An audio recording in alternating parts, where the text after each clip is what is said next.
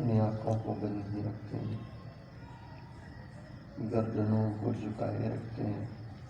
सोचिए अल्लाह के सामने बैठा हूँ, अल्लाह को देख रहा हूँ, और अगर मैं अल्लाह को नहीं देखता, मेरा अल्लाह तो मुझे देख रहा है।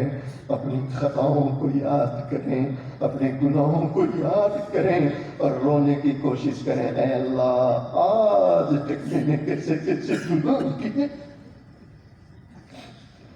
मालिक बड़ा मेहरबान है, बड़ा दरगुजर करने वाला है।